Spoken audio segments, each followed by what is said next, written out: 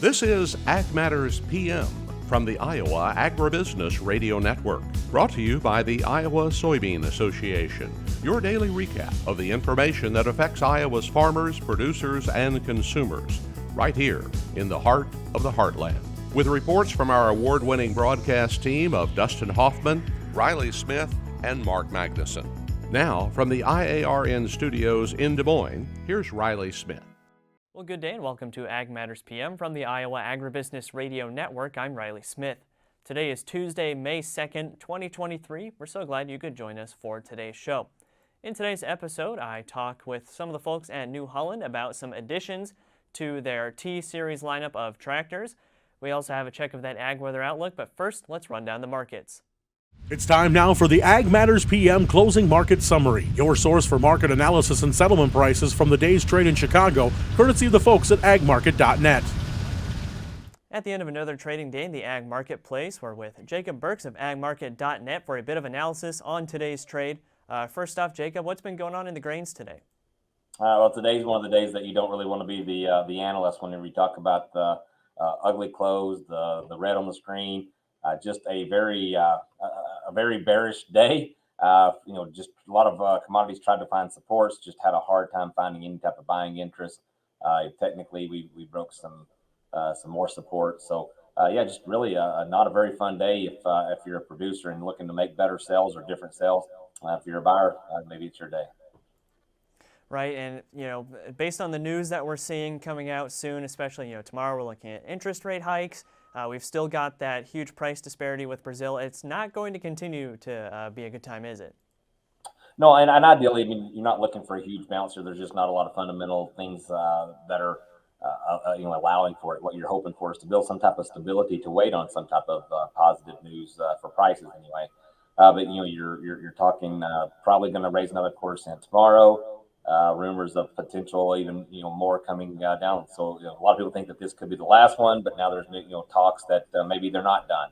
And really the growth of the economy is what we have to measure, and until we start to see the sense of deflation or disinflation, we're going to continue to do that. So long story short, the grain markets, corn especially, led by the wheats had a very, very difficult time finding any type of support. Beans tried to be the leader overnight, and just not anybody there willing to follow through with buying. And then with looking even later down the road, we know that Brazil is already poised to have a record-setting crop. There's been news recently that StoneX has projections that are even higher than what the USDA has right now. But at this point, raising that crop even further, will it have too much of an effect on the kind of market situation? It's bigger. Is it bigger? That's kind of the question that you got to have right now. They've basically overproduced their capacity right now, and basis is just falling apart. And you might as well have it $5 under the price. It's just nothing getting moved there at those levels. They don't really want to move it. It's kind of at a standstill. So realistically, you kind of look out further. Like, okay, is this the new norm? What kind of capacity will they build? We're continuing to try to find opportunities to use domestically our corn, finding different trade partners. And, even since 2012, the trade has changed. We've taught people how to produce enough, grain and take over some of those markets. And, we have to continuously continue, this is broad picture stuff, continuously look for different avenues to make sales and to have different trade partners. All right, and then what are we seeing on the other side of the markets in the livestock complex? Well, Riley, unfortunately, it gets even worse. you saw a lot of optimism, a lot of positive about cattle market, and it's still there. We didn't gain a whole lot of cattle, but the market's just tired. When you start seeing macroeconomic not problems, but even discussions, you start talking about different interest rate situations.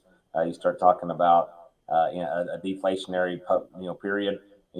That type of end user has got to stay healthy enough to continue to buy these higher end cuts, and right now the market just got exhausted a little bit. When we saw a $2 move lower in the live cattle, we're seeing $4 lower at the close in the feeder cattle. Hogs had a little bit of stability, but we've seen what they've been doing over the last 2 months. So a little bit of a negative trade here across all the commodities today. And then from a producer standpoint, what's the best way to navigate those market conditions?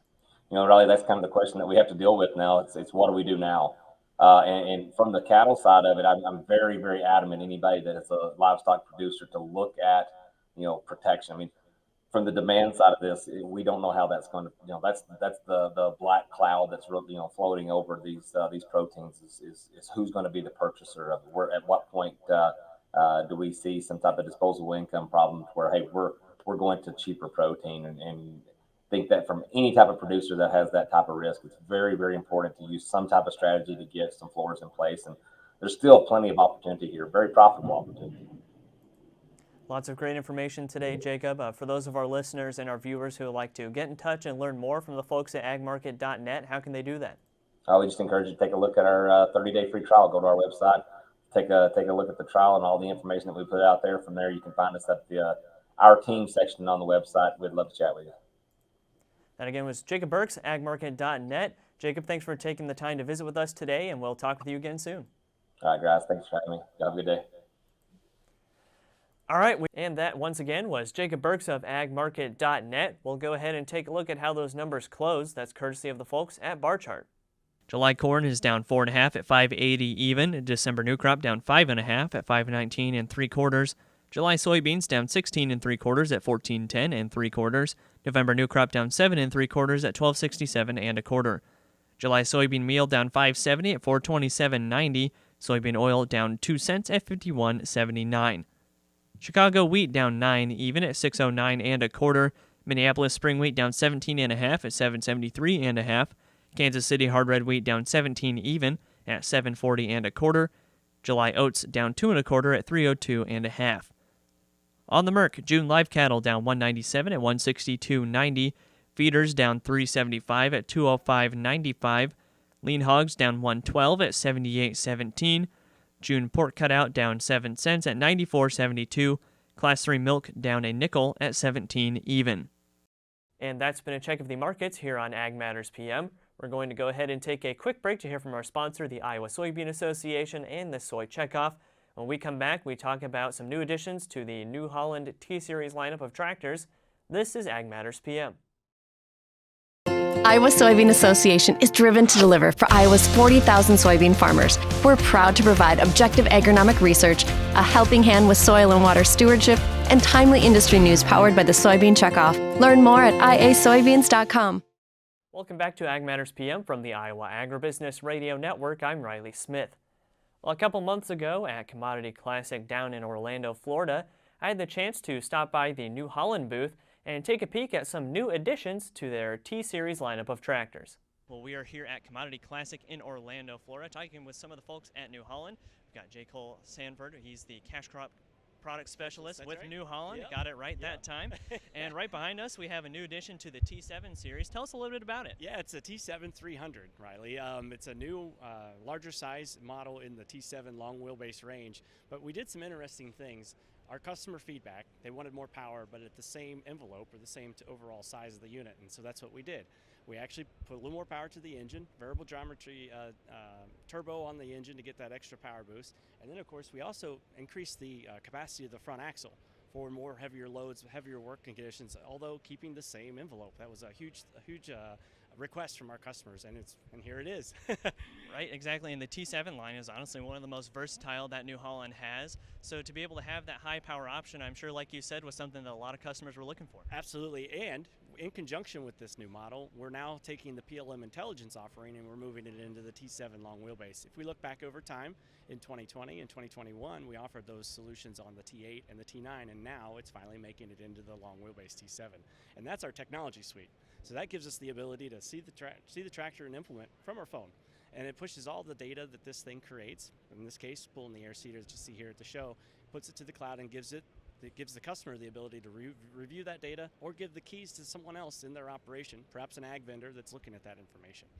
So with the T7 line, was it just that a lot of customers had it already and were thinking, well, I'd just like to be able to do more with it? That's it. You know, when you talk to the average producer, especially like this show here at Commodity Classic, they want to be able to do more with their dollar. That's really what they're after. And they really like this chassis. They love the transmission. This one's, of course, equipped with a suspended axle and the Auto Command CVT. But they really just want to be able to do more with it. And with those types of feedback and that type of request, we've given it to them in the T7 300. It's a really exciting unit. Exactly, and are there any other features that have been added that we haven't gone over yet? Because, I mean, obviously we've got the royal blue and the silver rims right now. Is there anything else going on? So this is the Blue Power Edition, and it's an option on our high-end, our larger models on the T7 and the T8 framework. But the other big thing that came with PLM Intelligence in this particular model is we actually increased the size of the cab. In doing so, we've made that walkway larger to get in. It's actually just more comfortable, even though it's a slightly larger cab. It just feels roomier. The other cool thing about this one, and I highly recommend that you check it out yourself, is we actually have a display inside the center of the steering wheel. So it's a fixed hub display, and that shows all the vitals of the tractor. And that's very easy to see right there in front of you. And it's pretty interesting because your line of sight is forward when you're driving the tractor, and now you can just glance down and up, and you can see all your vitals of the tractor.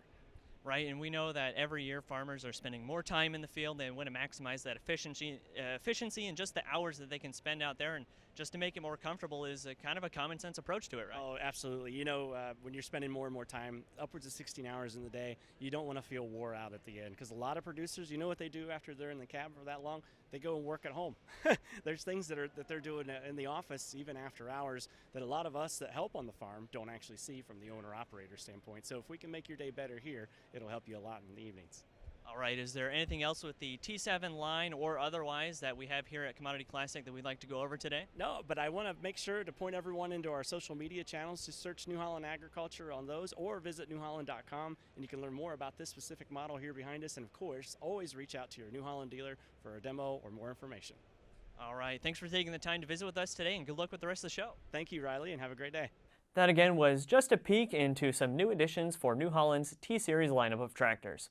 As for right now, let's go ahead and take a look at that ag weather outlook. Well, there's really not much to say about the weather right now. Of course, we can all tell it's pretty windy, and the temperatures are getting nicer. Now, tomorrow we're looking less windy, nicer temperatures still. So, of course, we're just getting into that more general spring time frame and experiencing some of that nice spring weather.